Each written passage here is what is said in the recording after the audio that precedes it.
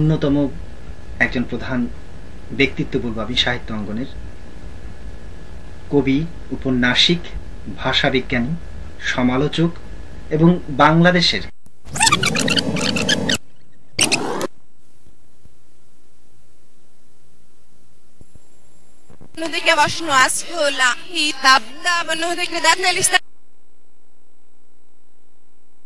ছিলেন তাদেরকে ধন্যবাদ। বাতি, আলো, সাউন্ড সবাইকে ধন্যবাদ।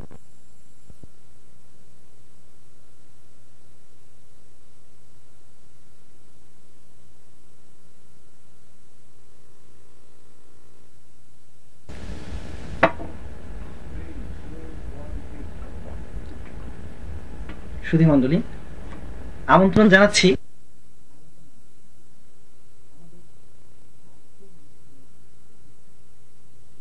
বাংলাদেশের অন্যতম একজন প্রধান ব্যক্তিত্ব বলব আমি সাহিত্য অঙ্গনের।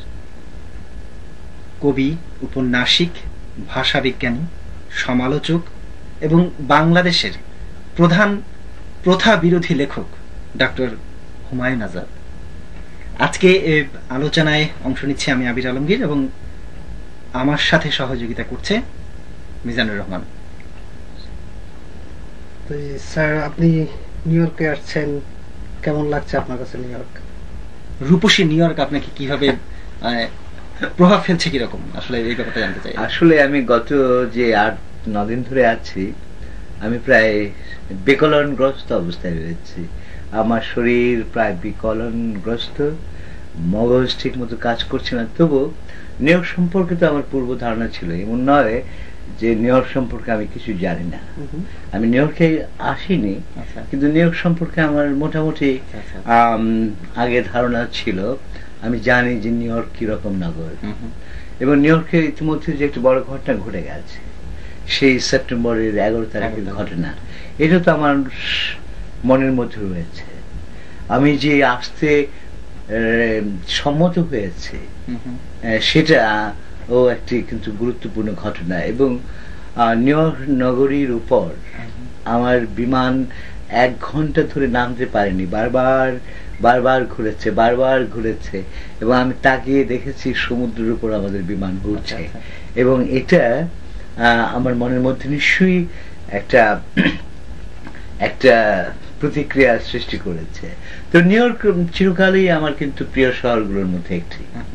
নিউ ইয়র্ককে আমি জানি সেই বিশাল নগরী হিসেবে, একটা মুক্ত নগরী হিসেবে, প্রধান নগরী হিসেবে।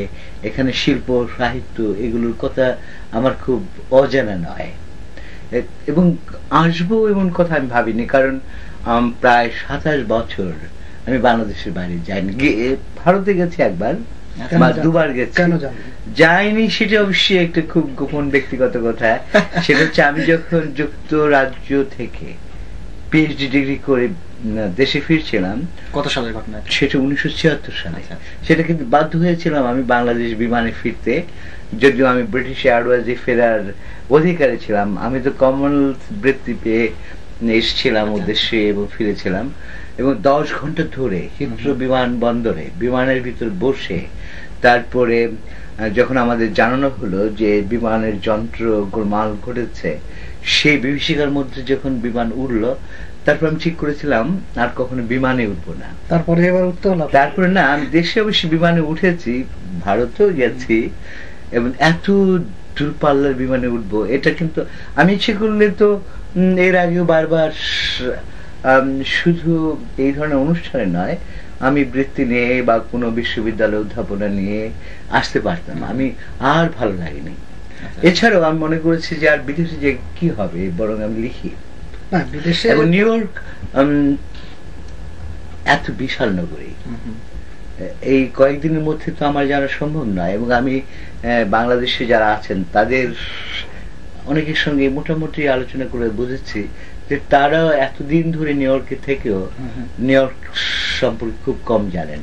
বা আরো জানেন কি, বাহ্যিকভাবে যতটা জানেন, নিউ ইয়র্কের ভেতর ততটা জানেন না। যেটা আমি শিল্প, সাহিত্য, নিউ ইয়র্কের চিত্রকলা, নিউ ইয়র্কের সেই হিপ্পিদের জীবন, এগুলো সম্পর্কে আমার তো মোটামুটি খুব ভালো ধারণা আছে। আচ্ছা, তাহলে এই প্রসঙ্গে এবং আমার আমার একটা বিশাল নগরীর মধ্যে আমি রয়েছি, কিন্তু এখনো তো এর অন্তর্ভুক্ত হয়নি। অন্তর্ভুক্ত হওয়ার কোনো ইচ্ছা আদৌ আছে কি? অন্তর্ভুক্ত হওয়ার ইচ্ছে খুব বেশি আছে এমন নয়, এবং অন্তর্ভুক্ত হওয়ার বয়সও আমার খুব নেই। আমি বারবার কিন্তু অনেককে বলি যে আমি যখন 25 বছর বয়স ছিল তখন আমি লন্ডনে ছিলাম, এডিনবরায় ছিলাম। সে জীবন যে কি চাঞ্চল্যকর ছিল। আমি তো তখন ছাত্র ছিলাম, বিশ্ববিদ্যালয়ের ছাত্রাবাসে বাস করেছি। আমার ছাত্রাবাস ছিল মিশ্র, অর্থাৎ আমার পাশের ঘরে ছিল একটি তরুণী, তার পাশের ঘরে একটি যুবক, তার পাশের ঘরে আরেকটি তরুণী। আমি একমাত্র বাঙালি ছিলাম। সেখানে চীন দেশের ছিল, সেখানে ফরাসি দেশের ছিল, এবং ইংল্যান্ডের ছিল না, কারণ ওই ছাত্রাবাসে শুধু বিদেশিদের জন্য, এবং বিচিত্র দেশের, এবং বিশাল একটি ছাত্রাবাস গুচ্ছের মধ্যে, ওটার নাম পলক হলস অফ রেসিডেন্স। এবং আমি যে জীবন যাপন করেছি সেটা হচ্ছে সম্পূর্ণ একটা ইউরোপীয় জীবন। কিন্তু আমি এখানে এসে যাদের সঙ্গে এখন আছি, খুব চমৎকার মনে হচ্ছে বাংলাদেশের মধ্যে আছি, বাংলাদেশি জীবনের যাপনের মধ্যে আছি, এবং অনেকটা বর্তমান বাংলাদেশের থেকে কিছুটা পিছিয়ে থাকা জীবনের মধ্যে আছি। যদি এই জীবনের রাস্তাঘাট খুব ভালো, এখানে যানবাহন খুব চমৎকার, কিন্তু আমার বাঙালিরা যে জীবন যাপন করছেন এই জীবন কিন্তু অনেকটা আমি বাংলাদেশে যে জীবন যাপন করি তার চেয়ে কিছুটা পিছিয়ে। কেন মনে হচ্ছে আপনার? এটা মনে হচ্ছে এই জন্য যে আমি তো বিশ্ববিদ্যালয়ে পড়াই, সেই তরুণ ছাত্রছাত্রীরা যে ধরনের চিন্তা ভাবনা পোষণ করে, তারা যে আন্তর্জাতিকতা বোধ পোষণ করে এবং বিশ্ব সম্পর্কে যে ধারণা রাখে, এবং আমি নিয়মিত যে সমস্ত ব্যাপার নিয়ে আলাপ আলোচনা করি, এখানে যেহেতু আমাদের বাঙালি যারা আছেন তারা প্রধানত জীবিকার সন্ধানে এসেছেন, তারা নানা রকম সংকটের মধ্য দিয়ে তাদের জীবন অতিক্রম করছেন, এবং অনেকেই আমি যাদের সঙ্গে মুখোমুখি কথা বলেছি, টেলিফোনে কথা বলেছি, অধিকাংশ মহিলা কিন্তু কান্নাকাটি করেছেন। আমাকে কোনো কোনো মহিলা বলেছেন যে আমি এত বছরের থেকে কি পেলাম। এক মহিলা বলেছেন আমার স্বামী 12 বছর আগে এসছেন, আমি 8 বছর আগে এসছি, এই জীবনে আমি কি পেলাম, আমি তো ঘরের মধ্যে আবদ্ধ হয়ে আছি। এবং এই নিউ ইয়র্কের যে বাঙালিরা রয়েছেন তারা একটি ক্ষুদ্র বাংলাদেশি রয়েছেন, এই জীবনের মানে সুযোগ সুবিধা বেশ কিছু পাচ্ছেন, কিন্তু যারা মূল স্রোতের ইউরোপীয় বলে ফেলছি, কারণ আমার সেই 40 বছর আগের ব্যাপারই মনে হচ্ছে। বারবার আমি কিন্তু নিউ ইয়র্ক লন্ডন বলি, বারবার নিউ ইয়র্কে আমি এডিনবরা বলি, কারণ সেখানে আমার সবচেয়ে মানে চমৎকার সময় কেটেছে। আমি তখন যুবক। তাহলে আপনি বলতে চাচ্ছেন যে এখানে যেসব নারীরা আপনার কাছে টেলিফোন করে কান্নাকাটি করছে তারা ঘরের বাইরে যেতে পারতেছে না, কিন্তু বাংলাদেশের যে পরিস্থিতি তাতে কি প্রত্যেকটা নারী তাদের অধিকার ভোগ করতে পারতেছে না? বাংলাদেশের অধিকার, বাংলাদেশের অবস্থা খুব মজার। যে বাংলাদেশের যারা মধ্যবিত্ত উচ্চবিত্ত শ্রেণীর তারা তো মুক্ত। এক হচ্ছে যে তারা সারাক্ষণ অর্থ উপার্জনের জন্য ছুটছে না, তাদের স্বামীরা ভোর 6টায় উঠে বেরিয়ে যাচ্ছে না এবং রাত অনেক দেরি করে ফিরে আবার খেয়ে ঘুমিয়ে পড়ছে না। বাংলাদেশের দারিদ্র রয়েছে, বাংলাদেশে নানা রকম যন্ত্রণা রয়েছে, কিন্তু সেখানে জীবন সংকট রয়েছে, যানবাহনের সংকট রয়েছে, যে কোনো সময় দুর্ঘটনা হতে পারে। কিন্তু সেখানে যারা উচ্চবিত্তদের তো কথা নেই, আমরা যারা মধ্যবিত্তের তারাও বেশ একটা মানে বলা যাক উদ্বেগহীন জীবন যাপন করি। উদ্বেগহীন বলতে আমি বোঝাচ্ছি, হ্যাঁ হত্যা হতে পারে, আমার গাড়িটি আর ফিরে না আসতে পারে, দুর্ঘটনায় পড়তে পারে, কিন্তু একেবারে ছক বাঁধা জীবনের মধ্যে নেই। যেমন ধরা যাক, যেমন আমার বাড়ির কথাই বলি না, যেমন আমার বাড়িতে কিন্তু আমি নিয়মিত বিদেশি টেলিভিশন চ্যানেলগুলো দেখি, আমার মেয়েরাও দেখে, আমার স্ত্রীও দেখে, আমার পুত্রও দেখে, এবং নিউ ইয়র্ক সম্পর্কে ওখানে আমরা প্রতিদিন যে সংবাদ পাই, আমি লক্ষ্য করেছি নিউ ইয়র্কে যারা বাস করেন তারাও পান না। এমনকি আমি যেদিন 11 সেপ্টেম্বরে যে ঘটনাটি ঘটেছে, আমাকে একটি পত্রিকা ফোন করে, স্যার এরকম একটি ঘটনা ঘটে গেছে, আপনার কি মত? তো আমি বলছি আমি তো জানি না, বলছে আপনি একটু টেলিভিশন খুলে দেখুন। আমি খোলার কিছুক্ষণ পরে দ্বিতীয় বিমানটি টুইন টাওয়ারের দ্বিতীয় অট্টালিকা আক্রমণ করে আমি সরাসরি দেখতে পেয়েছি। এবং আমি তখন টেলিফোন করে দেখেছি, ইউরোপে করেছি আমি, অবশ্যই নিউ ইয়র্কে করিনি, ইউরোপে করেছি। আবার তারা জানে না, তারা তাড়াতাড়ি খুলে আমাকে বলছে হ্যাঁ তাই তো। এবং আমাকে তো কয়েকদিন আগে নিউ ইয়র্কের একজন বললেন যে আমি সে সময় বাংলাদেশে ছিলাম, আমি টেলিফোন করে নিউ ইয়র্কে খবর নিয়েছি, বলছে না ও জানে না। তো এটা হচ্ছে যে আমাদের সমাজগুলো স্তর বিন্যস্ত। যেমন এখানে নিউ ইয়র্কে যারা অত্যন্ত সচ্ছল অবস্থার মধ্যে, সচ্ছল যারা এখানে আছেন তারা তো প্রধানত জীবিকার অন্বেষণে এসেছেন, প্রধানত জীবিকার, এবং তারা লক্ষ্য করছেন যে আমরা যদি সচ্ছলতা অর্জন করি একজন দেশে, কিন্তু তাদের সবার মন পড়ে আছে বাংলাদেশে। তারা নিউ ইয়র্কের কোনো অ্যাপার্টমেন্টে থাকেন, কোনো বেসমেন্টে থাকেন, কোনো নিজের কেনা বাড়িতে থাকেন, কিন্তু মনে মনে তারা সবাই বাংলাদেশে রয়েছেন। তাদের বাচ্চারা, তাদের সন্তানরা যারা জন্ম নিচ্ছে তারা একসময় হয়তো মার্কিন হয়ে উঠবে, তারা হয়তো বাংলাদেশ, বাংলা ভাষা থেকে বিচ্ছিন্ন হয়ে যাবে। একটা প্রশ্ন স্যার, ধরেন বাংলাদেশে তো অপরন্ত সময় আছে সাহিত্য চর্চা করার বা বাংলা সংস্কৃতিকে লালন করার। নিউ ইয়র্কে এসে আপনি বেশ লোকজনের সাথে কথাবার্তা বলেছেন, বিভিন্ন অনুষ্ঠানে গিয়েছেন, এখানকার বাংলা সংস্কৃতির মূল্যায়নটা কি আপনি কি অবস্থা আছে বলে মনে করেন? অপরন্ত সম্ভাবনা কথাটা রয়েছে, শিল্প সাহিত্য সংস্কৃতির সঙ্গে তো আর সব মানুষ যুক্ত থাকে না।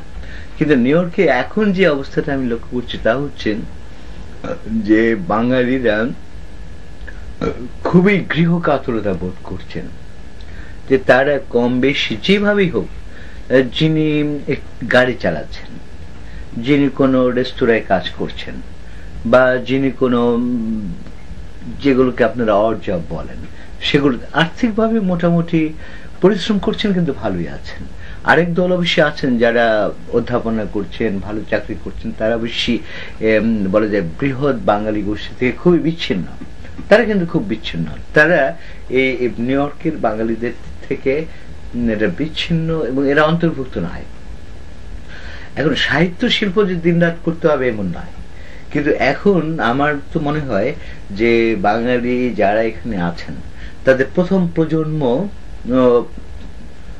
পর্যায়টি অতিক্রম করে গেছে এবং বেশ শেকড় প্রতিষ্ঠিত হয়েছে, এবং তারা এখন শিল্প সাহিত্য সৃষ্টির কথা ভাবছেন। এই যে পত্রিকা বেরোচ্ছে, এত চমৎকার পত্রিকা, আমার কিন্তু খুব ভালো লেগেছে। এবং এই যে নিউ ইয়র্কে যে বাংলা দেশের উৎসাহীরা টেলিভিশন কেন্দ্র স্থাপন করেছেন, এগুলো কিন্তু সৃষ্টিশীলতার প্রকাশ, যে বাঙালি আর প্রথম পর্যায়ের শুধু কর্মী বাঙালি নয়, শুধু শ্রমিক বাঙালি নয়, তারা শুধু জীবিকার সন্ধানে এসে কোনো রকমের যে কোনো জায়গায় কাজ করে এবং এই আমেরিকার সমাজ সম্পর্কে কিছু না জেগে জীবনযাপন করছেন না। এবং তারা এখন সৃষ্টিশীল, তারা কেউ কবিতা লিখছেন, প্রবন্ধ লিখছেন, উপন্যাস লিখছেন, পত্রিকা প্রকাশ করছেন। এবং আমি নিউ ইয়র্কের পত্রিকাগুলো দেখেছি, পত্রিকার মধ্যে সবসময় খুব বিভ্রান্তিকর ভুল সংবাদ বেরোতে পারে, কিন্তু নিউ ইয়র্কের পত্রিকাগুলো বাংলাদেশের পত্রিকাগুলোর থেকে আমার কাছে অনেক বেশি সুস্থ মনে হচ্ছে। যখন আসলো আজকে একটা পত্রিকায় পড়লাম, আপনার ইন্টারভিউ পড়লাম যে আমেরিকাকে ভোগ করা যায় কিন্তু ভালোবাসা যায় না, এই কথাটি আপনি কিভাবে? এটা অবশ্যই খুব একটু ভুল শিরোনাম হয়ে গেছে, আমি কথাটা এইভাবে বলিনি। আমার ওই সাক্ষাৎকারটি রেকর্ডকৃত হয়নি, শুনেছেন লিখেছেন। আমি যা বলেছি তা হচ্ছে নিউ ইয়র্ক এমন রূপসী যাকে সবাই ভোগ করতে চায় কিন্তু ভালোবাসে না। আমি নিউ ইয়র্কে, আমি নিজে কিন্তু নিউ ইয়র্কে মনে মনে খুব ভালোবাসি, যদিও আমি বাংলাদেশে থাকি। নিউ ইয়র্ক কিন্তু আমার স্বপ্নের নগরীগুলো রেখেছে। যেমন আমি পছন্দ করি লন্ডন, আমি কখনো যাইনি কিন্তু পছন্দ করি প্যারিস, এবং পছন্দ করি নিউ ইয়র্ক, এবং এই যুক্তরাষ্ট্রের অন্য কোনো নগর নয়। ওয়াশিংটন আমার স্বপ্নের মধ্যে নয়। ওয়াশিংটনকে আমি কোনো রূপসী, শৈল্পিক এবং সৃষ্টিশীল নগরী মনে করি না। আমার স্বপ্নের মধ্যে অনেকটা রয়েছে সে বুয়েনোস আয়ারেস। এটা কিন্তু আমি কখনোই হয়তো যাব না, কিন্তু এটা আমার স্বপ্নের মধ্যে রয়েছে। এবং নিউ ইয়র্ক, আমি বলেছি নিউ ইয়র্ক একটি সত্যি করুণ নারীর মতো, অপূর্ব রূপসী, অসামান্য, অসাধারণ। এবং কিন্তু বারবার আমি যখন এই সাবওয়ে দিয়ে যাই, যখন আমি পথে হাঁটি, যখন আমি এখন তো আমার অনুরাগীর সংখ্যা দেখছি এখানে খুবই, কারণ আমি ইচ্ছে করলে এখন শুধু গাড়িতেই চলতে পারি। আমি এডিনবরায় যখন ছিলাম তখন গাড়িতে আমি খুব কম উঠেছি, ওদের কালো গাড়িতে আমি নিজের টাকা ব্যয় করে ছাত্র হিসাবে আমার সেই সুযোগ ছিল না। এখন আমি গাড়িতে উঠতে পারি, এবং আমি যদি এখন, আমার খুব মজা লাগছে যে আমি ইচ্ছে করলে 1 বছর আমি বিভিন্ন বাসায় বেরিয়ে এখন। কিন্তু নিউ ইয়র্কের জন্য কিন্তু আমার খুব গভীর মায়া রয়েছে। যদি আমি যে 2টি নগরের জন্য আমার সবচেয়ে বেশি মায়া, একটি হচ্ছে ঢাকা আর একটি নিউ ইয়র্ক। এবং আমি যখন সেই যুগল অট্টালিকায় বিমান আক্রমণ দেখেছি, আমার যে কি খারাপ লেগেছে। এবং তখন কিন্তু ওই যে আমাদের যে সমস্ত বিভিন্ন পত্রিকা থেকে সাক্ষাৎকার নেওয়া হয়েছে টেলিফোনে, আমি পরের দিন দেখেছি একমাত্র আমিই বলেছি যে এটি বর্বরতা। কিন্তু অন্য যে বুদ্ধিজীবীরা, তারা খুব বুদ্ধিমান, তারা কিন্তু আমেরিকাকে নিন্দা করেছেন। আমি আমেরিকাকে অতটা নিন্দা করতে চাইনি। আমি লক্ষ্য করেছি যে আমার দুঃখ লেগেছে যে এত সুন্দর একটি 2টি দালানকে যারা ধ্বংস করতে পারে। মানে সামনের দাঁত দুটো পড়ে গেলে একজনের চেহারা যেমন নষ্ট হয়ে যায়, এরকম সৌন্দর্য। আমি টুইন টাওয়ার আমার কাছে ব্যবসা কেন্দ্র ছিল না, আমার কাছে ছিল 2টি অতি অসাধারণ সৌন্দর্যের স্তম্ভ। এটি ধ্বংস আমার জন্য খুব বেদনাদায়ক হয়েছে। যদিও আমি কখনো টুইন টাওয়ারে আসবো বা ওর চুড়ে উঠবো, এটা আমি কখনো ভাবিনি। আচ্ছা, আমাদের কথা প্রসঙ্গে যখন স্যার নারী ব্যাপারটা এসেছে, সো নারী নিয়ে তো অনেক কিছু হয়েছে। নারী আপনার একটা সাময়িক ভাবে 4 বছর বন্ধ করা হয়েছিল, কিন্তু কেন? না, নারী বইটি নিষিদ্ধ করা হয়েছিল কখন যেন 1995 নভেম্বর মাসে। তারপরে তো আমি উচ্চ বিচারালয়ে গিয়েছি এবং 2000 সালের 7 মার্চ এটি মুক্তি পায়। এটি কিন্তু সরকারি আদেশে মুক্তি পায়নি। মজা হলো যে নারী বইটি নিষিদ্ধ করা হয়েছিল কেন করা হয়েছিল? মন্ত্রণালয়ের একটি আদেশে। আমার কাছে কোনো চিঠি আসে না যে আমার সাধারণত একটি গণতান্ত্রিক সমাজে যে লেখককে জানাতে পারে যে তোমার বইটি আপত্তিকর মনে হচ্ছে, আমরা নিষিদ্ধ করতে চাই, তোমার কি মত, তুমি কি এর তোমার আত্মসমর্থন করার কিছু আছে কিনা। আমাকে তা কিছু জানানো হয়নি। নিষিদ্ধ করার পর আমাকে কিন্তু একটি পত্র দিয়েও জানানো হয়নি যে তোমার বইটি নিষিদ্ধ করা হলো। আমি পত্রিকার মাধ্যমে জানতে পেরেছি যে বইটি নিষিদ্ধ করা হলো। পরে অবশ্যই একটি ঘটনা ঘটেছে যে আমারও তো কিছু অনুরাগী রয়েছে। আমি যখন উচ্চ বিচারালয়ে মামলা করি, তখন এই স্বরাষ্ট্র মন্ত্রণালয়ের একজন সহকারী সচিব, যিনি আমার অনুরাগী, তিনি আমার ওই কাগজপত্র সমস্ত সংগ্রহ করে দিয়েছিলেন। এবং আমি তাতে দেখতে পাই যে ওই কয়েকজন অশিক্ষিত মানুষ, ইসলামিক ফাউন্ডেশনের কয়েকজন কর্মকর্তা, ইমাম প্রশিক্ষণ কেন্দ্র এবং ইত্যাদি ধরনের, তাদের মতামত নেওয়া হয়েছে। তারা করেছে কি, নারী তো একটা বিশাল বই এবং বেশ কঠিন বই, এটা কিন্তু সুখপাঠ্য নয়, এবং তারা তো অত বড় বই পড়তে চায়নি। তারা জেনেছে যে স্বরাষ্ট্র মন্ত্রণালয় ইতিমধ্যে সিদ্ধান্ত নিয়ে ফেলেছে বইটিকে নিষিদ্ধ করবে। এখন এটাকে মানে জাস্টিফাই করার জন্য এক ধরনের নথিপত্র তৈরি করা দরকার। তারা ওই বই থেকে 10টি উদ্ধৃতি দিয়ে বলছে বইটি নিষিদ্ধ করা যায়। পুরো বইটি হয়তো তারা পড়েনি। ওই বই পড়ার শক্তি বাংলাদেশের কোন সচিবের, কোন মন্ত্রীর, কোন প্রধানমন্ত্রীর নেই। কাজেই ওই ইমাম প্রশিক্ষণ কেন্দ্রের পরিচালক বা ইসলামিক ফাউন্ডেশন কারোর পক্ষে ওই বই পড়া সম্ভব নয়। আপনারা যারা পড়েছেন তারা বুঝবেন যে নারী, বইটির নাম নারী হলেও এটা নারীদের মতো মানে উপভোগ্য নয়, মানে খুব এবং তারপরে তারা মাত্র 10টি উদ্ধৃতি দিয়েছে, উদ্ধৃতি দিয়েই বলেছে যে বইটি নিষিদ্ধ করা যায়। কি উদ্ধৃতি দিচ্ছে? এগুলো তো আমার মুখস্থ নেই এখন, স্মরণে আছে দুই একটা? না, এখন তো আমার মুখস্থ নেই, কিন্তু আমি ওইগুলো পাওয়ার পর খুব মজা পেয়েছি। আমি হেসেছি যে এই উদ্ধৃতিগুলোর থেকে অনেক বেশি মারাত্মক অনেক বাক্য এই বই ভরাই রয়েছে। ওরা কিন্তু সেগুলো উদ্ধৃত করেনি, কারণ ওরা ওই বই তো পড়েনি, ওরা যে কোনো একটি বাক্য সামনে পেয়েছে, 10টি দিয়ে বলছে এটাকে নিষিদ্ধ করা যায়। এবং এই হচ্ছে এই অবস্থা। তারপরে আবার মজা হচ্ছে এই বাংলাদেশের বলে যে আমলাতন্ত্র কিরকম, স্বরাষ্ট্র মন্ত্রণালয় বলছে যে এই বইটির একটি প্রথম সংস্করণ নিষিদ্ধ করা হলো, কারণ স্বরাষ্ট্র মন্ত্রণালয় নামক যে নির্বত্তি রয়েছে সেটি ওই আমার বইয়ের প্রথম সংস্করণ দেখেছে, আর কিছু দেখেনি। ইতিমধ্যে কিন্তু দ্বিতীয় তৃতীয় সংস্করণ বেরিয়ে গেছে। এবং কিন্তু যখন আমাদের দেশের নিয়ম হচ্ছে স্বরাষ্ট্র মন্ত্রণালয় এটি নিষিদ্ধ করলো, কিন্তু সংবাদটি প্রচারিত হবে তথ্য মন্ত্রণালয়ের মাধ্যমে। তথ্য মন্ত্রণালয় আর ওইটি দেখেনি, বলছে নারী বইটি নিষিদ্ধ করা হলো। মজা হচ্ছে যদি আইনের মাধ্যমে ধরি তাহলে হচ্ছে যে স্বরাষ্ট্র মন্ত্রণালয় প্রথম সংস্করণটি নিষিদ্ধ করেছে, আর এর পরের গুলো নয়। কিন্তু ওই যে তথ্য মন্ত্রণালয়ের যে বলা যায় বিকৃত মগজ যে সচিবেরা রয়েছে তারা ভাবলো পুরোটাই নিষিদ্ধ করা হয়েছে, মজাটা। এবং আমার আইনজীবী যখন উচ্চ বিচারালয়ে এটিকে মানে রিট আবেদন করলেন, আমি দেখেছি বিচারপতি কিন্তু এটা গ্রহণ করতে প্রথম রাজি হয়নি। ব্যারিস্টার আমিনুল ইসলামের মতো ব্যারিস্টার, তিনি প্রায় 6 ঘন্টা ধরে যুক্তি দিয়েছেন যে বইটি নিষিদ্ধ করা হয়েছে, এটা সংবিধান অমান্য করা হয়েছে। অথচ এটি তো বিচারপতির বোঝা উচিত ছিল যে এটা বাংলাদেশের সংবিধানকে অমান্য করা হয়েছে। একটি বাক্যই যথেষ্ট যে বইটিকে নিষিদ্ধ করা হয়েছে, এখন লেখক রিড করেছেন, এটাকে আমরা বিচারের মধ্যে আনতে চাই।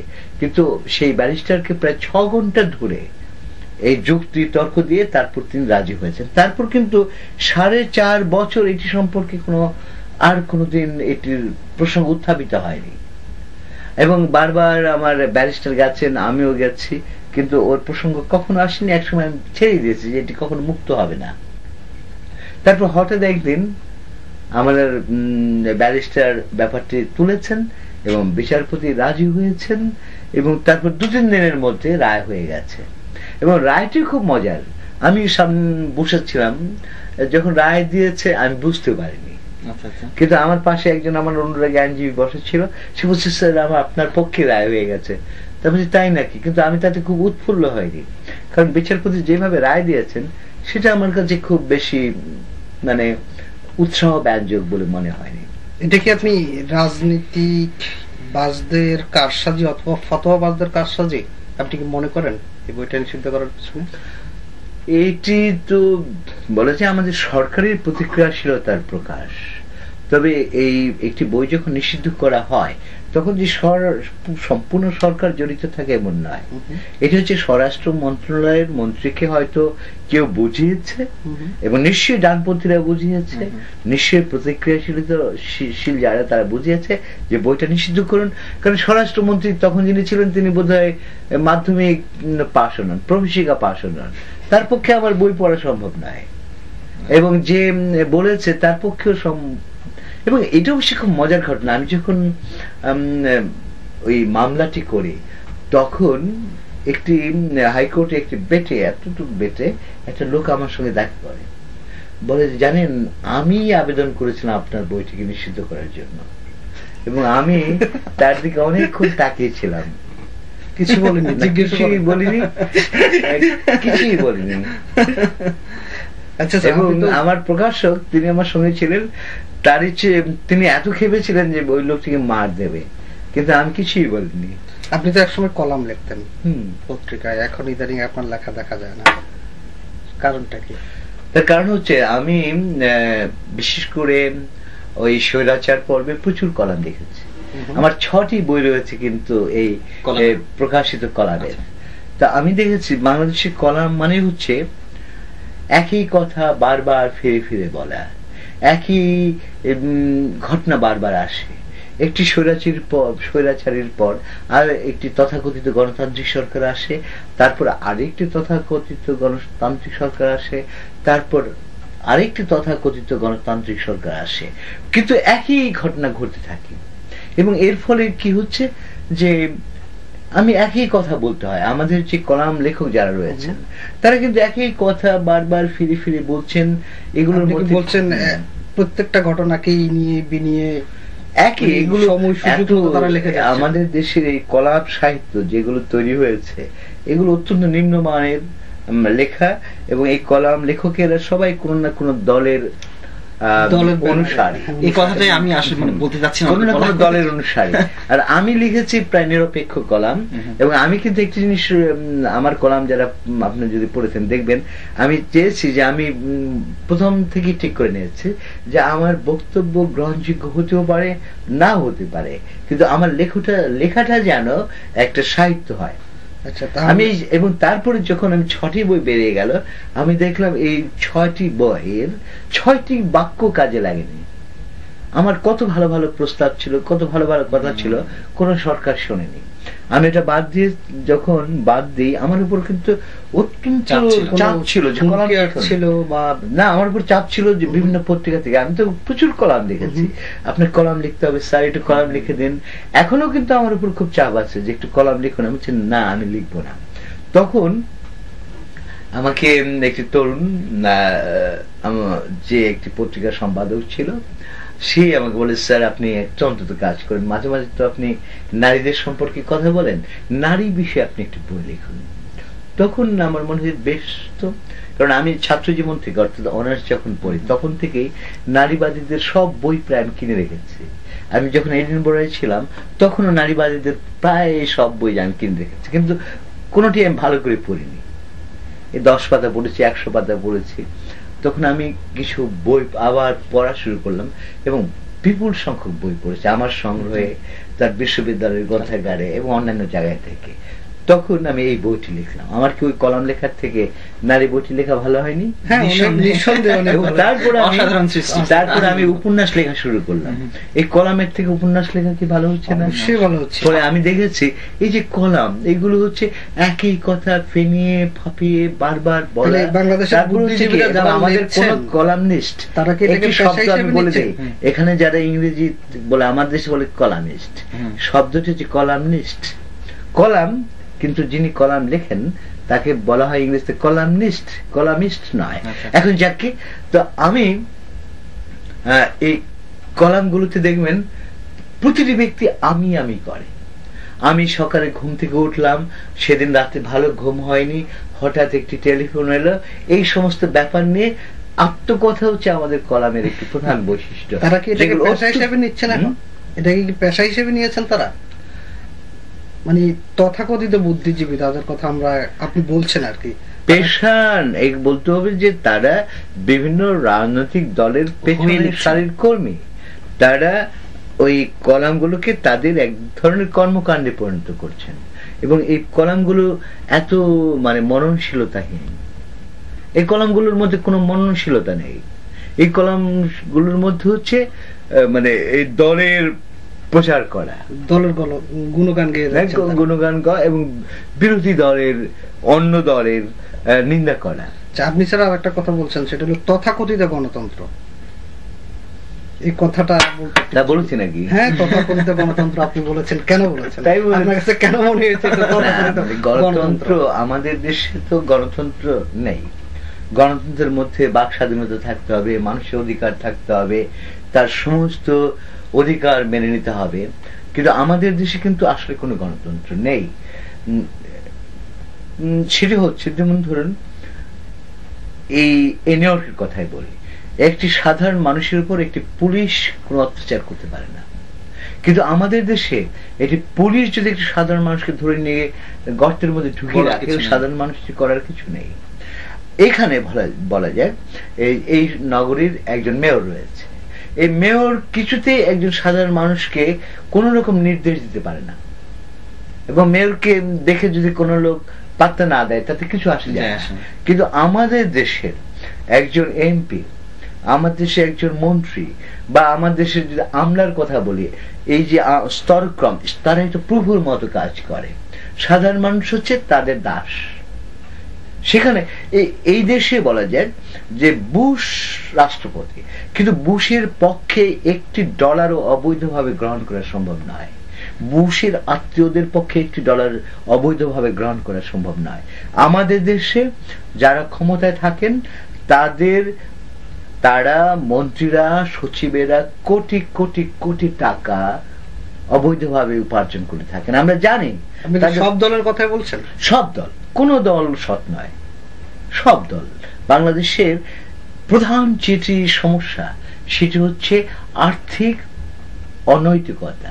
আমি বারবার বলি যে বাংলাদেশ দরিদ্র, কিন্তু এই দারিদ্র্য সংকট সম্পূর্ণ মোচন করা যেতে নাও পারে, কিন্তু অনেকটা কমবে যদি একটি ব্যবস্থা নেওয়া হয় যে অবৈধভাবে একটি পয়সাও কারো পকেটে ঢুকবে না।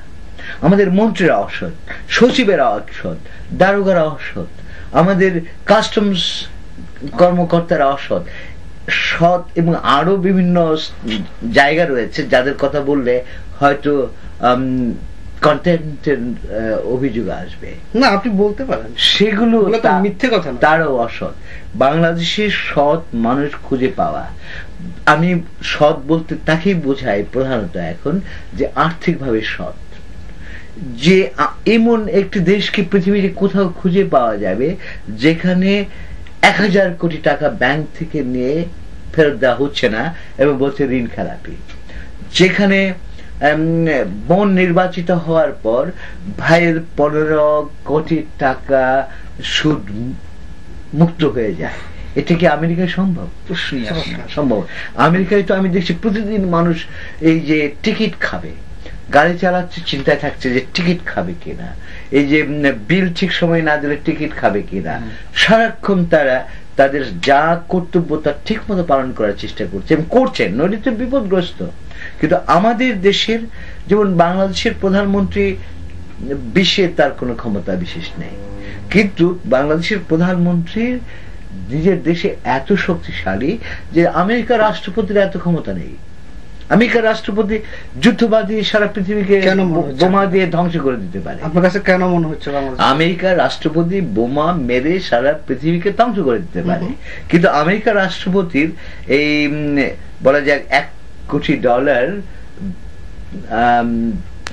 গ্রহণ করার বা তার কোন আত্মীয় স্বজনের 1 কোটি গ্রহণ বা তার দলের সেনেটরের বা কংগ্রেসম্যানদের ওই অবৈধভাবে টাকা গ্রহণ করার কোন সুযোগ নেই। এইসব দুর্নীতিবাজ নেতা নেত্রীদের কাছ থেকে বাংলাদেশ কিভাবে মুক্তি পেতে পারে বলে আপনি মনে করেন? আচ্ছা, এই প্রসঙ্গে আরেকটি প্রশ্ন আমি জুড়ে দিই আর কি। রাজনৈতিক বুদ্ধিজীবী একটা শব্দ বোধহয় ব্যবহার হয় এখন আর কি, যে বুদ্ধিজীবীরা বোধহয় রাজনৈতিকভাবে ব্যবহৃত হচ্ছেন কিছু কিছু বুদ্ধিজীবী। আসলে আমাদের দেশে এমন একটি বুদ্ধিজীবী শব্দটা এখন খুব নিন্দাসূচক হয়ে গেছে। কেন? কারণ হচ্ছে যে এই বুদ্ধিজীবীদের একটি বড় অংশ কেন বলে যে আমি ছাড়া সবাই তারা বিভিন্ন দলে ভাগ হয়ে গেছেন। একদল আওয়ামী লীগের, একদল জামাতের, একদল বিএনপির, এমনকি জাতীয় পার্টির বুদ্ধিজীবী রয়েছে, এবং আরো যে আমাদের ভেঙে চুরে যাওয়া সাম্যবাদী দলগুলো তাদেরও বুদ্ধিজীবী রয়েছে। তারা কিন্তু ওই দলীয় বুদ্ধিজীবী এবং এরা ওই দলের কথা মতো আলোচিত 2-1 নাম এর নাম বলে আর কি হবে, সবাইকে ধরে নিতে হবে, আমাকে ছাড়া ধরে নিতে হবে তিনি কোন দলের অন্তর্ভুক্ত, এতে কোন সন্দেহ। আপনি কোন দলের অন্তর্ভুক্ত? না, আমি কোন দলের। আমার প্রশ্নটা ছিল যে এসব দুর্নীতিবাজ বা দুর্নীতিগ্রস্ত নেতা নেত্রী অথবা বুদ্ধিজীবীদের কাছ থেকে আমরা কিভাবে উত্তরিত হতে পারি এবং বাংলাদেশকে মুক্ত করতে পারি? হচ্ছে কি, আমাদের ব্যক্তিগতভাবে কে সৎ বা অসৎ কিছু যায় আসে না। ব্যক্তিগতভাবে আমরা কেউ বলা যাক সৎ নই, অসৎ নেই, এটি ব্যবস্থা আমাদের সৎ করে বা অসৎ করে। যদি আমরা ওই ব্যবস্থাটা তৈরি করতে পারি, যেমন একটি যন্ত্রটির যদি বিভিন্ন অঙ্গ প্রত্যঙ্গ ঠিক মতো না চলে তাহলে যন্ত্রটি কাজ করবে না। আমার একটি অংশ কাজ করছে আর একটি অংশ কাজ করছে না, কাজ করবে না। আমাদের এমন একটি সুশৃঙ্খল ব্যবস্থা তৈরি করা দরকার যাতে কারো পক্ষে, আমি শুধু একটি ব্যাপারের উপর, আর্থিক অনৈতিকতা, এই যে ডেনমার্কের সঙ্গে যে গোলমাল হয়ে গেল, আমি অবশ্যই মনে করি যে ডেনমার্কের যে আন্ডার সেক্রেটারি যা বলেছে সেটাই ঠিক, আমি নিজে মনে করি। কারণ আমি বাংলাদেশের কোন মন্ত্রী কোন সচিবকে বিশ্বাস করি না, তার অত্যন্ত দুর্নীতিগ্রস্ত, স্বীকার করে নিলাম। এখন এটা উদ্ধার হওয়ার জন্য দরকার এমন শৃঙ্খলা যে কেউ একটি পয়সা অবৈধভাবে নিজের পকেটে ঢুকতে পারবে না। এবং এটা যদি আমরা তো জানি যে স্তরক্রম, যিনি সবচেয়ে শক্তিশালী তিনি যদি সৎ না হন, তারপরের লোকটি নিচের লোকটি সৎ হবে না, তারপরে তিনি সৎ না হলে তার নিচের লোকটি সৎ হবে না। ফলে আমাদের কি হচ্ছে, অসততার একটি স্তরক্রম চুইয়ে চুইয়ে চুইয়ে চুইয়ে চুইয়ে চুইয়ে নিচের দিকে পড়ছে। এবং মাঝে মাঝে আমি বলি যে বাংলাদেশ এত দুর্নীতিগ্রস্ত যে এখন এর ভিখারিরা পর্যন্ত দুর্নীতিগ্রস্ত এমন অবস্থা পৌঁছে গেছে। আচ্ছা, আমার মনে হয় আমরা মানে ভিন্ন প্রসঙ্গে আসি। আপনাকে একজন মুক্ত চিন্তার একজন ব্যক্তিত্ব বলে আমরা মনে করি এবং জানি, এবং একজন আধুনিক, আমি কি সিগারেট খেতে পারি? এটা মুক্ত চিন্তার বেশ ভালো একদম ঠিক সময়টাতেই। এবং আপনাকে একজন অতি শব্দের ব্যবহার করবো না, আধুনিক মানুষ হিসেবে আমরা জানি আর কি, যে আপনি একজন খুব আধুনিক একজন মানুষ এবং মুক্ত চিন্তার একজন মানুষ। আর আপনার লেখনীগুলোতেও প্রথা বিরোধী লেখক হিসেবে আমরা আপনাকে ট্রিট করি, প্রথা বিরোধী বলি কারণ আপনি গতানুগতিক লেখার বাইরে আপনি লেখা লেখেন আর কি। আমার যে প্রশ্নটা, কবিতা কম লেখেন কেন? আচ্ছা, এই দুটো অংশের মধ্যে আসলে কোনো সম্পর্ক নেই। প্রথা বিরোধী আর কবিতা কম লেখার মধ্যে তাও অবশ্যই গভীর ভাবে দেখলে বোঝা যেতে পারে। আমি অবশ্যই লেখনী গুলোতে কিন্তু প্রথা বিরোধী। আচ্ছা, হ্যাঁ, প্রথা বিরোধী বলে তো ইতিমধ্যে আমার মানে কি 56,000 বর্গমাইল খ্যাতি না অন্য কিছু। যেমন ধরুন এই যে নিউ ইয়র্কে আপনারা আছেন, চমৎকার জামা গায়ে দিয়েছেন, এ টাই পরেছে, আমি কিন্তু টাইও পরিনি। এবং আমি তো বহু বছর ধরে, আমি বাহ্যিক কতগুলো মজা, আমি স্যুট পরি না, আমি জুতোও পরি না, আমি জিন্স পরি। এবং বিশ্ববিদ্যালয়ের শিক্ষকের পক্ষে জিন্স পরা বাংলাদেশে এখনো কিন্তু খুব স্বস্তিকর নয়, আমি পড়ি। এমনকি আমি বিকেলে সন্ধ্যে সাইকেলও চালাই, এবং আমার সাইকেল চালানো দেখে অনেকে মুগ্ধ হয়, অনেকে স্তম্ভিত হয়ে দাঁড়িয়ে থাকে যে ঢাকা বিশ্ববিদ্যালয়ের অধ্যাপক সাইকেল চালাবে, এটা কিন্তু। আচ্ছা, তারপরে আমার লেখা বা কথা, কবিতা কেন কম লিখি সেটা হচ্ছে আসলে আমাদের এখানে বাংলাদেশে যে একটি লোককে একমাত্রিক দেখতে চায়, যিনি কবি তিনি শুধুই কবি, যিনি ঔপন্যাসিক তিনি শুধু ঔপন্যাসিক, এরকম একটি অবস্থা। কিন্তু আমি তো নানা কিছু লিখেছি, যেমন আমি কবিতা লিখেছি, কিশোর সাহিত্য প্রচুর পরিমাণে, প্রবন্ধ, সমালোচনা, ভাষা বিজ্ঞান, উপন্যাস, কিশোরদের জন্য রচনা, এমনকি রাজনৈতিক প্রবন্ধ যেগুলোকে আপনি কলাম বলেন। যে আমার যে বিপুল পরিমাণ রচনা, যে কবিতা যদি আমি শুধুই কবিতা লিখতাম তাহলে হয়তো আমার এখন 30টির মতো বই থাকতে পারত। কিন্তু আমার বিপুল নানা দিকে তো আমাকে লিখতে হচ্ছে এমন নয় যে আমি বাধ্য হয়ে লিখছি, যে আমার ভেতরের যে বোধ, আমি যখন বোধ করি যে এখন আমার প্রবন্ধ লেখার মনোভাব জেগেছে, বা তখন আমি প্রবন্ধ লিখছি। যখন আমি ভাবছি উপন্যাস লিখছি। এবং কবিতা আমি সেই শুরু থেকে কমই লিখেছি। বাংলাদেশে একমাত্র দেশ যেখানে মনে করা হয় কবিদের হাজার হাজার কবিতা লিখতে হবে। আমি তা মনে করি না, যে পৃথিবীর শ্রেষ্ঠ কবিদের মধ্যে যেমন মালারমে বা এলিয়ট বা আমাদের সুধনা দত্ত, তাদের কবিতার সংখ্যা কারো 61, কারো 160, কারো 180। আমাদের দেশে হচ্ছে হাজার হাজার কবিতা লিখতে হবে, এবং হাজার হাজার এই যে ছোট বড় লাইন লেখা, এগুলো কবিতা নয়।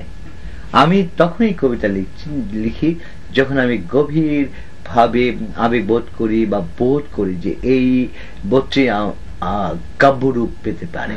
অবশ্যই আরো একটি জিনিস, আমি জানি আমি যে উপন্যাসগুলো লিখেছি, যারা খুব নিবিড় পাঠক তারা বুঝবেন যে আমার উপন্যাসগুলোর মধ্যে কিন্তু এক ধরনের কবিতা এর মধ্যে রয়েছে।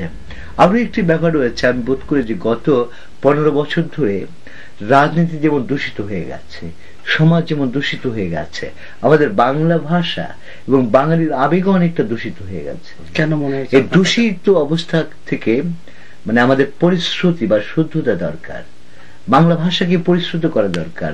এবং আমি কবিতা লিখছি অল্প যদিও, কারণ সবসময় কম কবিতা লিখি, হাজার হাজার কবিতা লেখার কোনো প্রয়োজন নেই। সাম্প্রতিক সময়ের বাংলাদেশের সাহিত্য সম্পর্কে আপনার মূল্যায়নটা কি? সাহিত্য সৃষ্টির মান সম্পর্কে বাংলাদেশের একটি জাতির যখন পতন ঘটে, সব দিকেই পতন ঘটে। বাংলাদেশের সাহিত্যের এবং বাংলাদেশের জীবনের শ্রেষ্ঠ দশকের নাম 60-এর দশক। 60-এর দশকে বাঙালি, আমাদের বাংলাদেশের বাঙালিরা আধুনিক হয়ে ওঠে, বিশ্ব সাহিত্যের সঙ্গে যুক্ত হয়, অসাধারণ কবিতা, উপন্যাস ইত্যাদি লেখে। এবং ওই সময়ে আমাদের কিন্তু স্বাধীনতার জন্য স্পৃহা জেগে ওঠে।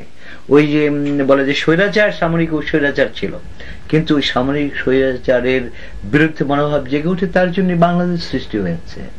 এখনো কিন্তু ওই যে 50 এবং 60-এর যে লেখকেরা ছিলেন তাদেরই বিকাশ ঘটছে। অনেকে অবশ্য স্তব্ধ হয়ে গেছেন, অনেকে অবশ্যই খারাপ লিখছেন, কিন্তু আমাদের দুর্ভাগ্য যে এরপরে নতুন যে প্রতিভাবান তরুণরা, একটি সমাজ দূষিত হয়ে গেল যা হয়, যে নতুন তরুণ প্রতিভাবান যেমন 60-এর দশকে দেখা দিয়েছে, যেমন 50-এর দশকে দেখা দিয়েছে, এমন আর দেখা দেয়নি। এবং এটা অবশ্যই খুব বিস্ময়কর নয় এবং ভীতিকর নয়, কারণ এই শিল্প সাহিত্য এইগুলো কিন্তু ধাপে ধাপে শুধু উঁচু থেকে উঁচুতে এবং সামনের থেকে সামনে যায় না, পেছনেও যায়। উৎকৃষ্ট সাহিত্য রচনার পর দেখা যাবে যে কয়েক বছর উৎকৃষ্ট সাহিত্য রচনা হলো, তারপর নিকৃষ্ট সাহিত্য হলো। সেটা ইংরেজি সাহিত্য হয়েছে, মার্কিন সাহিত্য হয়েছে। ইংরেজি সাহিত্য সেই 20, 30 এবং 40-এর দশকে যা হয়েছে, এরপরে তা হয়নি। মার্কিন সাহিত্য যা হয়েছে সেই আজ থেকে 50-60 বছর আগে, এখন তা হচ্ছে না। এটা এমন মনে করার কারণ যে সভ্যতা, সাহিত্য, সংস্কৃতি সবসময় শুধু উৎকর্ষ থেকে উৎকর্ষের দিকে যায় না, সেটা অনেক সময় মানে অপকর্ষের দিকেও যায়। আপনি কি বলতে চাচ্ছেন যে 60-এর দশকের পরে বাংলা সাহিত্য সেই ধরনের কোনো সৃষ্টি হয়নি? মানে 60-এর দশকের পরে বলবো না, বলবো 60-এর দশকের লেখকদের পরে, লেখকদের পরে 50 এবং 60-এর দশকের লেখকেরা যে উৎকর্ষ এবং উচ্চতা অর্জন করেছিলেন, কিন্তু তারপরে 70, 80, 90-এর কারো পক্ষে তা অর্জন করা সম্ভব হয়। অনেকে তো ধরেন জনপ্রিয়তার দিক থেকেই অনেকভাবে আলোচিত হয়েছে। না, জনপ্রিয় তো এককালে নীলরঞ্জন গুপ্ত জনপ্রিয় ছিল, ওদের কিছু চলে যায় না। জনপ্রিয় কালে হ্যারল্ড রবিন্স জনপ্রিয় ছিল, তার থেকে ইংরেজি সাহিত্য, মার্কিন সাহিত্যে তার কোনো জায়গা আছে? ওইগুলো হচ্ছে যেমন ইউরোপীয় জনপ্রিয় সাহিত্য হচ্ছে প্রাপ্ত বয়স্কদের জনপ্রিয় সাহিত্য, ওগুলোর কোনো মূল্য নেই। সাবওয়ে সাহিত্য, টিউব ট্রেনের সাহিত্য, মেট্রো সাহিত্য। আর আমাদের যে জনপ্রিয় সাহিত্য ওটা হচ্ছে অপ্রাপ্ত বয়স্কদের সাহিত্য, ওটা হচ্ছে 4 ফরমার সাহিত্য বা টেলিভিশনের এই নিম্নমানের নাটকের সাহিত্য, এগুলোর কোনো মূল্য নেই। আচ্ছা স্যার, একটা এখন আমরা টোটালি একটা ভিন্ন প্রসঙ্গে আসি, টোটালি ব্যক্তিগত প্রসঙ্গে। অনেক আলাপই হলো। আপনার জীবনে কখনো প্রেম বা এই জাতীয় কোন স্মৃতি? আসলে এই প্রশ্নটাই আমি করতে চেয়েছিলাম, যার জন্য মুক্ত চিন্তা এবং আধুনিক শব্দটা আমি ব্যবহার করেছিলাম। পরবর্তীতে আমি প্রসঙ্গটা পাল্টে ফেলেছি, কবিতায় চলে গেছে। আসলে ব্যাপারটা এরকম যে আপনি একজন মুক্ত চিন্তার লোক, আপনি একজন আধুনিক লোক, এই কারণে আসলে প্রশ্নটা কোথায়। আমি এমন এক মানুষ যে কখনো মানে অন্যর দিকে কিন্তু আমি খুব বেশি কখনো এগিয়ে যাইনি। আমি মোটামুটি বাল্যকাল থেকেই একা থাকতে পছন্দ করেছি, কিন্তু আমার বলে যাক ভাগ্য ভালো যে আমার সবসময় কিছু বন্ধু বান্ধবী থেকে গেছে। সেই বাল্যকালে আমি যখন 8ম 9ম শ্রেণীর ছাত্র, তখন আমার যেমন 2-1 বন্ধু ছিল এবং 2-1 অনুরাগিনী ছিল। বান্ধবী বলা যায় না, বান্ধবী না বলে বন্ধু বলাই ভালো। ওরা আমাকে এত বেশি ভালোবাসতো এবং ওদের সঙ্গে আমার একটু ঘনিষ্ঠ সম্পর্ক ছিল সেই স্কুল জীবনে। কিন্তু যখন আমি গ্রামে ছিলাম, মানে পাগল আমার জন্য।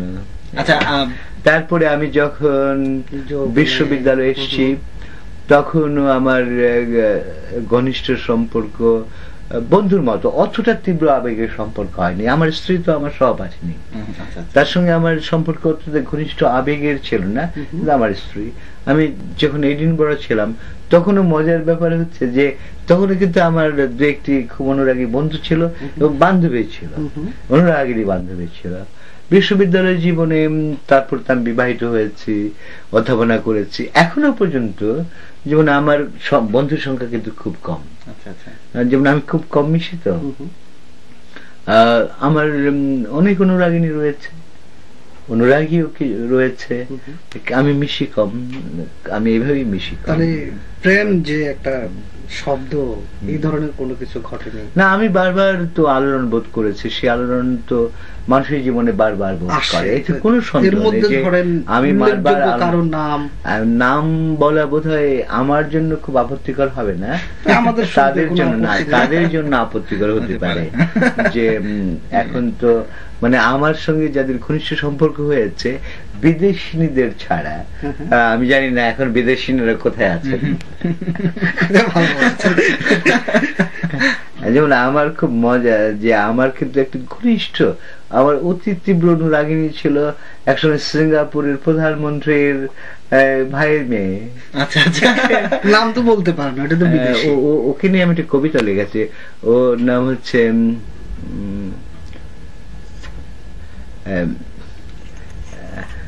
Lilian লাইলিং you. এই প্রথম আমি ওর নামটি বললাম কারণ এডিনবরাতে ও আমাকে মানে আমার এত ছবি এঁকেছে, এত ছবি এঁকেছে। তারপরে আমাকে আমার জন্য রান্না করে দিত, চাইনিজ রান্না। ওকে নিয়ে আমার একটি কবিতা রয়েছে, যে কবিতাটি এখন তো মনে পড়ছে না, কিন্তু লিলিয়ান লাইলিং অর্থ হচ্ছে ঘন্টার ধ্বনি, ঘন্টার ধ্বনি ঘুমের ভেতরে। সম্ভবত কবিতাটির নাম ঘন্টার ধ্বনি ঘুমের ভেতরে, যে ঢং ঢং করে ঘন্টা বাজে এবং আমাদের পৃথক করে রাখে ইউরোপ ও এশিয়া।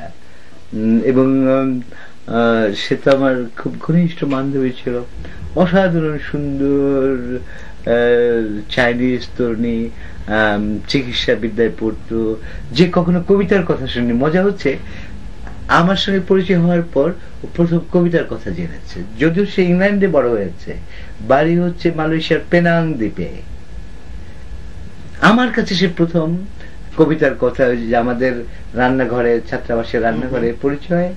তারপরে আমার কাছে কবিতা, অদ্ভুত কবিতা বলে কিছু আছে ওর, এই জানতেই না। আমি ওকে মালায়ালামের কবিতা পড়ে শুনিয়েছি, বদলারের কবিতা শুনিয়েছি এবং মুগ্ধ হয়েছে। এবং মজা হয়েছে খুব যে আমার সঙ্গে প্রথম পরিচয়ের পর বলছে যে আমি I don't believe in marriage, এবং কিন্তু 10 মাস পর বলছে I want to marry you. তখন থেকে আবার একটা বিচ্ছিন্নতা দেখা যায়। তারপরে জীবনে তো অনুরাগিনী, এটা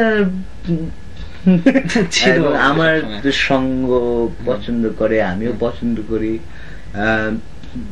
তীব্র অনুরাগ যে ঘটেনি এমন নয়। আচ্ছা, অল্প কয়েকদিন আগেই আপনার জন্মদিন ছিল আর কি, আপনার বয়স কত এখন যদি জানতে চাই? এখন তো আমার 55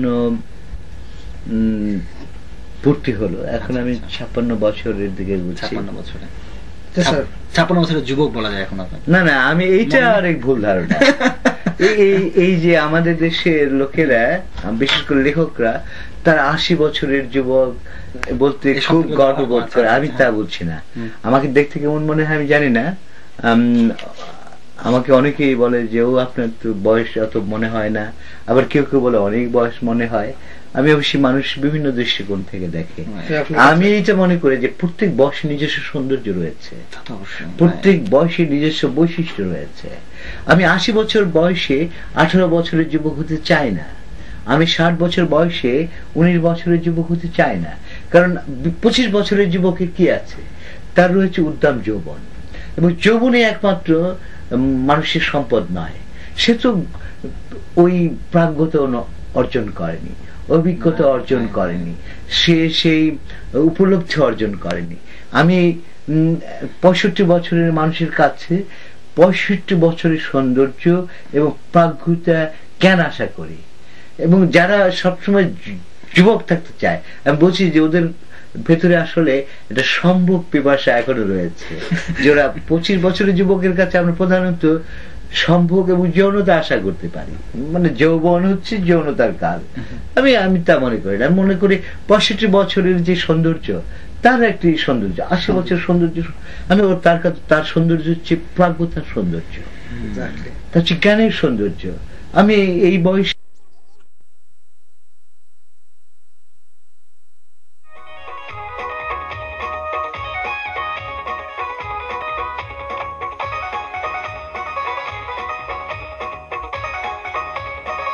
সূর্যাস্তের আগে আমার ঘরে ফিরতে হবে। যদি মানে এই সব কাজ আর যা বাকি রয়েছে যদি আমি সম্পূর্ণ করতে না পারি, তাহলে আমার কোনো দুঃখ থাকবে না। আমি এই সন্ধ্যার গোধূলি দেখতে দেখতে, গরুর পা থেকে যে ধুলোকণা উঠছে সেগুলো দেখতে দেখতে আস্তে ঘরে ফিরবো। যদি সব কাজ শেষ করতে নাও পারি, তাহলে কোনো দুঃখ থাকবে না। শুধু আমি আকাশের দিকে তাকাবো, দেখবো কি করে অন্ধকার নেমে আসছে। কাজেই যৌবনকে আমি একমাত্র কাম্য সময় বলে মনে করি না। স্যার, আপনাকে সর্বশেষ প্রশ্ন, সেটা হলো যে বাংলা টিভির দর্শকদের আপনাকে কিছু বলার আছে বা ওদের উদ্দেশ্যে কিছু বলবেন? নিউ ইয়র্কের বাংলা টেলিভিশনের আমি বলবো যে আপনারা বাঙালি থাকবেন, সঙ্গে আধুনিক মানুষ হবেন, এবং যা কিছু পুরনো, যা কিছু আপনাদের বন্দী করে রাখছে, যা কিছু আপনাদেরকে অনাধুনিক করে রাখছে, সেগুলো আপনারা বর্জন করবেন। এই যে এখানে আমি দেখেছি একটি অত্যন্ত সুন্দরী মেয়ে যখন আমাকে বলল যে সে হিজাব না পড়বে মাথায়, আমি একটু ভয় পেয়েছি যে নয়, এটা হতে পারে না, আধুনিক হতে হবে। এবং আজ আপনারা যারা এখানে এসছেন, যারা জীবিকার সন্ধানে, সফলের সন্ধানে, আপনাদের সন্তানেরা কিন্তু, তাদের সন্তানেরা কিন্তু আরো সামনে এগিয়ে যাবে।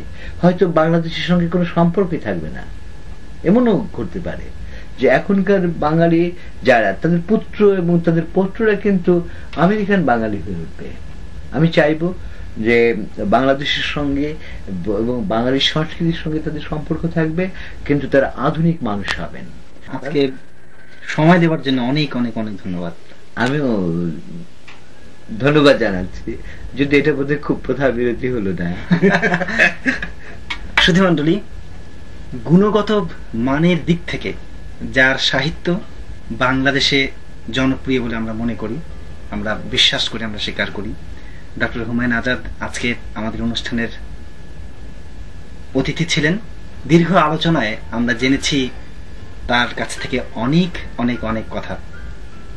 ভালো থাকুন, সুন্দর থাকুন, সুস্থ থাকুন।